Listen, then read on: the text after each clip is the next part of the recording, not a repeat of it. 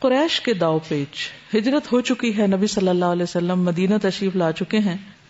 مدینہ پہنچ کر نبی صلی اللہ علیہ وسلم وہاں کے معاملات مرتب فرما رہے تھے، زندگی کے مختلف گوشوں کی تنظیم کر رہے تھے، ان کو آرگنائز کر رہے تھے، اور یہ توقع کر رہے تھے کہ وہاں آپ کو اور مسلمانوں کو کسی کشمکش اور ٹکراؤ کے بغیر اپنے دین پر عمل کرنے کے لیے ایک پرامن ماحول میسر آئے گا. کہیں بھی آپ چلے جائیں، نئی جگہیں، نئے مسائل.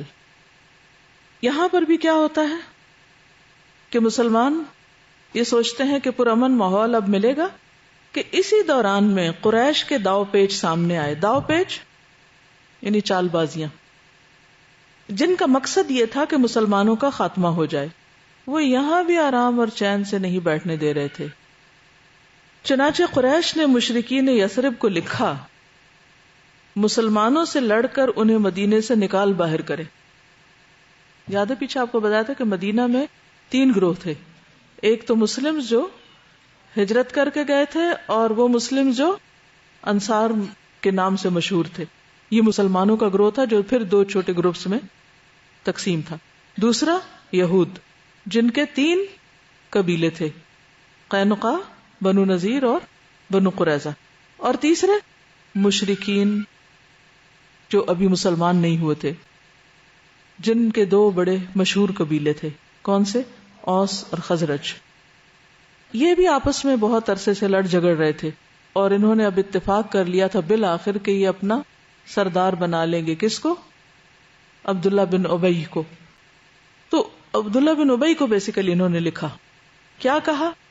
کہ ان مسلمانوں کو لڑ کر یہاں سے نکال دیں. یہ پھر دھمکی بھی دی، اگر ایسا نہ کیا تو قریش ان کے جوانوں کو قتل کر دیں گے اور عورتوں کو قیدی بنا لیں گے. یعنی اگر تم نے یہ کام نہیں کیا تو پھر ہم تم سے لڑیں گے. وہ ڈر گئے کہ یہ کیا ہو گیا. اس خط کی آمد پر یثرب کے مشرکین اس پر عمل درآمد کے لیے اٹھ کھڑے ہوئے، بھڑک اٹھے. لیکن رسول اللہ صلی اللہ علیہ وسلم نے ان کے پاس جا کر واضح نصیحت کی تو لڑائی کے ارادے سے باز آ گئے اور ادھر ادھر بکھر گئے.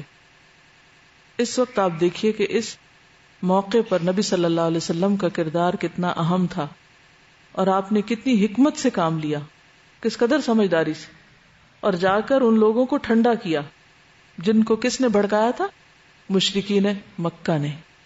اسی طرح اوس کے سردار حضرت سعد بن معاذ عمرے کے لیے مکہ گئے. وہ ابو صفوان امیہ بن خلف کے ساتھ بیت اللہ کا طواف کر رہے تھے کہ ابو جہل سے سامنا ہو گیا. اس نے حضرت سعد کو پہچانا تو انہیں دھمکیاں دی. کہنے لگا مکے میں امن کے ساتھ گھوم رہے ہو جبکہ اپنے یہاں بے دینوں کو پناہ دے رکھی ہے. یعنی تم نے ہمارے بھاگے ہوئے لوگوں کو پناہ دی بھی ہے اور خود یہاں پر آ کر عمرہ وغیرہ امن چین سے کر رہے ہو. ایسے تھوڑی چلے گا. سنو اللہ کی قسم، اگر تم ابو صفوان کے ساتھ نہ ہوتے تو اپنے گھر سلامت پلٹ کر نہ جا سکتے تھے. عربوں کے ہاں جو حلیف بننا اور ایک دوسرے کے ساتھ جو دوستی ہوتی تھی وہ بعض اوقات بلکہ اکثر خاندانی رشتوں سے بھی بڑھ کر ہوتی تھی. اور کسی سے معاہدہ کر لیتے، وعدہ کر لیتے، کسی کا ساتھ دینے کا تہیہ کر لیتے تو پھر جان دے دیتے لیکن اس سے باز نہیں آتے تھے، پیچھے نہیں ہٹتے تھے. تو یہی حال یہاں تھا، یہی چیز یہاں آڑے آئی. کہنے لگا یہ مسلمانوں کو مسجد حرام سے روکنے کا اعلان تھا، اور اس کا بھی کہ اگر وہ قریش کی حدود میں پائے گئے تو انہیں قتل کر دیا جائے گا. قریش کے تعلقات یثرب کے یہود کے ساتھ بھی تھے، اور یہود جیسا کہ انجیل میں حضرت عیسیٰ علیہ السلام کا قول ہے یہود کے بارے میں، سانپ اور سانپوں کی اولاد تھے. لٹرل میننگ میں نہیں، عادات کے اعتبار سے. چنانچہ وہ اوس اور خزرج کے درمیان پرانی دشمنیاں اور دفن شدہ کینے اکھیڑتے رہتے تھے، کہیں نہ کہیں سے ڈنگ مارتے رہتے. انہیں ایک دوسرے کے خلاف بھڑکانے اور دنگا فساد پیدا کرنے کی کوشش کرتے تھے. یوں مدینے میں اندر اور باہر سے مسلمانوں کو خطرات نے گھیر لیا. اندر کون سے تھے؟ مشرکین اٹھ کھڑے ہوئے، بپھر گئے. دوسری طرف یہود تھے، اور باہر قریش، وہ چین سے بیٹھے ہی نہیں. اور بات یہاں تک جا پہنچی کہ صحابہ کرام رضی اللہ عنہم ہتھیار لے کر سوتے تھے اور ہتھیار کے ساتھ ہی صبح جاگتے تھے. اتنا خطرہ بڑھ گیا تھا. یہ سارا سیناریو، یہ ساری سچویشن بہت اچھی طرح آپ کو ازبر ہونی چاہیے، کیونکہ اس پر بیس کرتی ہیں آگے جتنی بھی جنگیں ہیں، سریات ہیں، اور جو بھی نبی صلی اللہ علیہ وسلم نے کیا اس کے بعد. کیونکہ اسلام پر یہ ایک بہت بڑا الزام جو دیا جاتا ہے کہ اسلام تلوار کے زور سے پھیلا، اور اتنی جنگیں حضور صلی اللہ علیہ وسلم نے لڑی. تو جب تک آپ کو بیک گراؤنڈ نہیں معلوم ہوگا آپ اس الزام کا جواب نہیں دے سکتے. رسول اللہ صلی اللہ علیہ وسلم کے لیے پہرے کا انتظام کیا گیا تھا، یہاں تک کہ اللہ تعالیٰ کا یہ ارشاد نازل ہوا، واللہ یعصمک من الناس، اللہ تعالیٰ لوگوں سے آپ کی حفاظت کرے گا.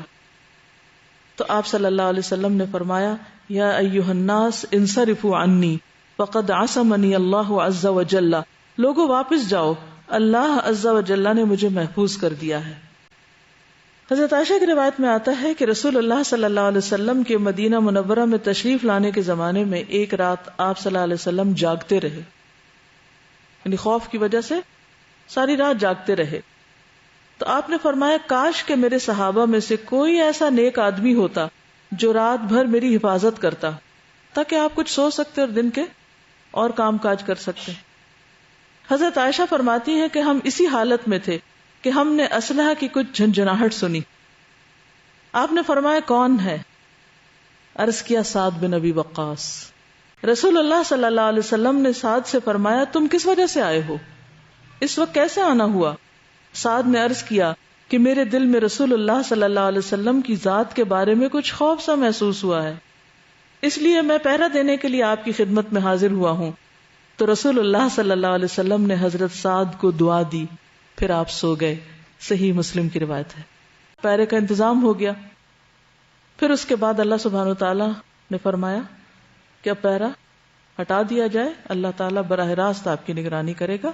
واللہ یعصمک من الناس، تو آپ نے پہرا ختم کر دیا.